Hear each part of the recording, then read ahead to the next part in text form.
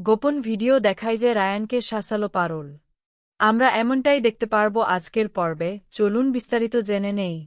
গল্পের শুরুতেই দেখা যায় অনিরুদ্ধ, পারুল আর রায়ান তিনজনেই আবার অফিসে ফিরে এসেছে। এই খবর শুনে অফিসের সবাই খুব খুশি হয়ে যায়।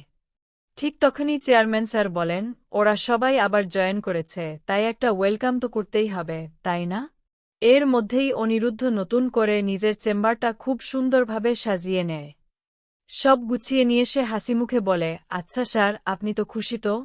অনিরুদ্ধ হেসে উত্তর দেয়, আপনি কি বলছেন স্যার? আপনার কাছ থেকে যা পেয়েছি তাতে খুশি না হয়ে থাকা যায় নাকি? আপনি আমাকে এত বড় একটা পদ দিয়েছেন। তখন চেয়ারম্যান স্যার গম্ভীরভাবে বলেন, আসলে এই পদটা তো আমি আগে সংযুক্তাকে দিয়েছিলাম, কিন্তু সে এই পদের মান রাখতে পারেনি। আশা করি তুমি সেটা রাখতে পারবে। দেখো, জীবনে অনেক প্রলোভন আসবে, কিন্তু সেই প্রলোভনে পা দিলে সবকিছু এক মুহূর্তে শেষ হয়ে যাবে। তাই তোমাকে নতুন করে এই পিওর লাইফকে গড়ে তুলতে হবে। পারবে তো? অনিরুদ্ধ আত্মবিশ্বাসের সঙ্গে বলে, নিশ্চয়ই স্যার, আমি চেষ্টা করব। এই সময় দুজনের কথোপকথন শুনে কেউ একজন বলে ওঠে, আমি তো আগেই জানতাম অনিরুদ্ধ, রায়ান আর পারুল মিলেই সংযুক্তাকে এখান থেকে সরিয়ে দেবে। সংযুক্তা নিজের জীবনের উপযুক্ত শাস্তি পেয়েছে।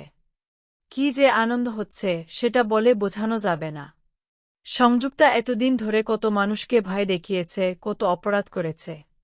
এবার সে নিজের কুকীর্তির ফল পেয়েছে।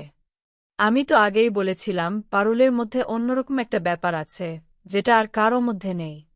অন্যদিকে শালিনী মনে মনে ভাবে, সংযুক্তার জন্য তাদের নার্সিংহোম বন্ধ হয়ে গেছে, তার ওপর মোটা অঙ্কের ক্ষতিপূরণও দিতে হচ্ছে। এই সব কিছুর জন্য সে পারুলকে কোনোদিনই ছাড়বে না। ঠিক সেই সময় সে বাইরে থেকে এসে পারুলকে কনগ্রাচুলেশনস জানায় এবং ধীরে বলে, তুমি ভয় পেও না পারুল। সংযুক্তা চলে গেছে মানে তোমার জীবন থেকে সব বিপদ শেষ হয়ে গেছে, এমনটা ভাবলে ভুল হবে।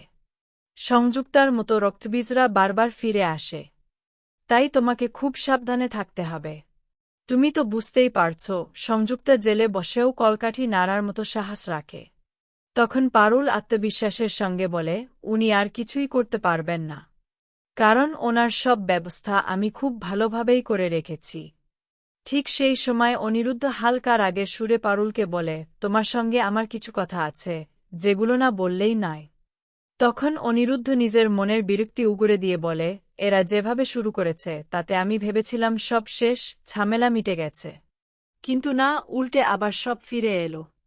এটা যে কতটা বিরক্তিকর সেটা আমি খুব ভালো করেই জানি। এই কথা শুনে পারুল শান্তভাবে বলে, হ্যাঁ, বলুন না। তখন অনিরুদ্ধ একটু থেমে বলে, এখানে বলা যাবে না। তুমি আমার কেবিনে এসো। ঠিক তখনই রায়ানও যেতে চাইছিল।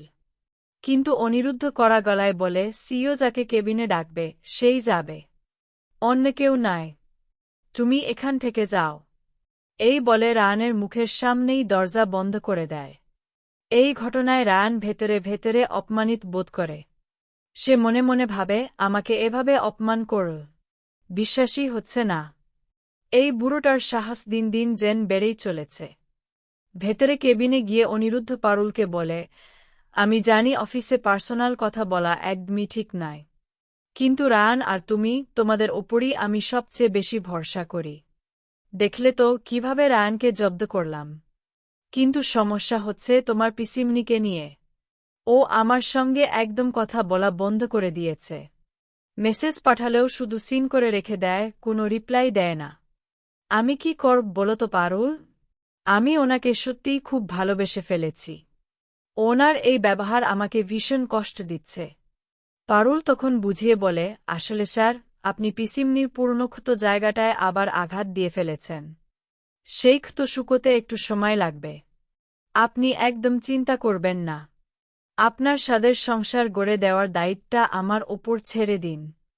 আগে পিসিমনির মনটা ভালো হোক, বাকিটা আমি ঠিক সামলে নেব। এই কথা বলে পারুল কেবিন থেকে বেরিয়ে আসে। তখনই রায়ান বিরক্ত হয়ে বলে, এই তোর সঙ্গে ওই বুড়ো লোকটা কি কথা বলছিল বলতো? চুপ করে আছিস কেন? তখন পাগল রেগে গিয়ে বলে, আমাদের পার্সোনাল কথার মাঝখানে তুই কেন ঢুকছিস বলতো? নিজের সীমার মধ্যে থাকবি, বুঝেছিস? এর মাঝেই অনিরুদ্ধ বাইরে এসে সবাইকে উদ্দেশ্য করে বলে, দেখো, সংযুক্ত যতদিন এই অফিসে ছিল ততদিন এই অফিসটাকে সে একেবারে অন্যরকম একটা জায়গায় পরিণত করেছিল। কিন্তু আমি একেবারেই আলাদা। আমি চাই এই অফিসের এমপ্লয়িরা ভালোবেসে মন দিয়ে কাজ করুক, জোর করে বা বাধ্য হয়ে নয়। আসলে এই অফিসটাই তোমার, আমার, আমাদের সবার কাজের জায়গা। এখান থেকেই আমাদের রুটি রুজি। তাই এই জায়গাটার প্রতি আমাদের সৎ থাকতে হবে, ভালোবেসে কাজ করতে হবে। এই কথা বলে অনিরুদ্ধ হেসে ওঠে এবং বলে, চলুন তাহলে আজ থেকে নতুনভাবে শুরু হোক, আনন্দের সঙ্গে কাজ শুরু করা যাক। ঠিক তখনই অনিরুদ্ধ সবার অনুরোধে একটা গান গেয়ে শোনাতে শুরু করে। তার গান শুনে অফিসের সবাই ভীষণ খুশি হয়ে যায়। আনন্দে হুল্লোড় শুরু হয়ে যায়, হাসিমজা আর খুশির মধ্যেই সবাই কাজে নেমে পড়ে। কেউ কেউ বলে ওঠে, এবার থেকে সত্যিই অফিসে আসতে ভালো লাগবে। নতুন করে যখন সবকিছু শুরু হয়েছে, ঠিক সেই সময় পারুলের ফোনে ঠাম্মির কল আসে। ঠাম্মি চিন্তিত গলায় বলে, পারুল দিদি, তোর অফিসের সবকিছু ঠিকঠাক তো? পারুল হাসিমুখে উত্তর দেয়, হ্যাঁ ঠাম্মি, সব ঠিক আছে। অনিরুদ্ধ স্যারকে আমাদের চেয়ারম্যান স্যার সিইও বানিয়ে দিয়েছেন। আমাদের চাকরিটাও একদম সেফ। এই কথা শুনে ঠাম্মি খুব খুশি হয়ে যায় আর বলে, শোন না, ছেলেটাকে একদিন বাড়িতে নিয়ে আসিস। অনিরুদ্ধকে একবার নেমন্তন্ন করবি। পারুল তখন বলে, দাঁড়াও দাঁড়াও, উনি তো এখানেই আছেন। তুমি বরং নিজেই নেমন্তন্ন করো। এরপর ঠাম্মি ফোনেই অনিরুদ্ধকে নিজে নেমন্তন্ন করে। অনিরুদ্ধ স্যার হাসতে হাসতে বলে, আপনি নিজে যখন নেমন্তন্ন করেছেন তখন আমি না গিয়ে পারি নাকি মাসিমা? আমি অবশ্যই যাব, আপনি একদম চিন্তা করবেন না। এই কথা শুনে পারুল খুব খুশি হয়ে যায়। অন্যদিকে রায়ান মনে মনে ভাবে, এবার কি ওনাকে বাড়িতে জামাই আপ্যায়ন করা হবে নাকি? সবাই কি ভুলেই গেল, পারুল তো বাড়ির বউ। এইসব ভাবতে ভাবতেই অনিরুদ্ধ গাড়ির দিকে এগোচ্ছিল। ঠিক সেই মুহূর্তেই আচমকা রান বস্তা নিয়ে এসে অনিরুদ্ধের মুখ চেপে ধরে মারধর শুরু করে। কিন্তু কয়েক মুহূর্তের মধ্যেই অনিরুদ্ধ নিজেকে সামলে উঠে দাঁড়ায়। তখনই রায়ান ভান করে বলে, আরে স্যার, আপনি ঠিক আছেন তো? আমি তো দেখলাম সংযুক্ত ম্যাডামের গুন্ডারা এসে আপনাকে মারধর করে চলে গেল। আপনি সিইও হয়েছেন বলেই নাকি এই সব করেছে? অনিরুদ্ধ সবকিছু বুঝলেও প্রমাণ না থাকায় কিছু বলে না। এরপর পারুল চিন্তিত হয়ে বলে, চলুন, আজ আর যাবেন না। কিন্তু অনিরুদ্ধ হতাশ গলায় বলে, আজকের শুরুটা আমার একদমই ভালো লাগছে না। আজ আর কোথাও যেতে ইচ্ছে করছে না। এই কথা বলেই সে চলে যায়। অনিরুদ্ধ চলে যেতেই পারুল রেগে গিয়ে রায়ানকে বলে, তুই গায়ে হাত দিলি কেন রায়ান? তখন রায়ান পাল্টা বলে, আমি কোথায় হাত দিলাম? তোর কি মাথা খারাপ হয়ে গেছে নাকি? পারুল কড়া গলায় বলে, মিথ্যে কথা একদম বলবি না। আমার কাছে প্রমাণ আছে। এই বলে সে ভিডিওটা দেখায়। ভিডিও দেখে রায়ান চমকে যায় আর বলে, তুই ভিডিও করলি কেন? তখন পারুল শান্ত কিন্তু গলায় বলে, এটা যদি আমি চেয়ারম্যান স্যার আর বোর্ড অফ ডিরেক্টরসের সদস্যদের কাছে পাঠিয়ে দিই, তাহলে কি হবে জানিস তো? তোর চাকরি এক মুহূর্তেই চলে যাবে। এই কথা শুনে রায়ান একেবারে চুপ করে যায়।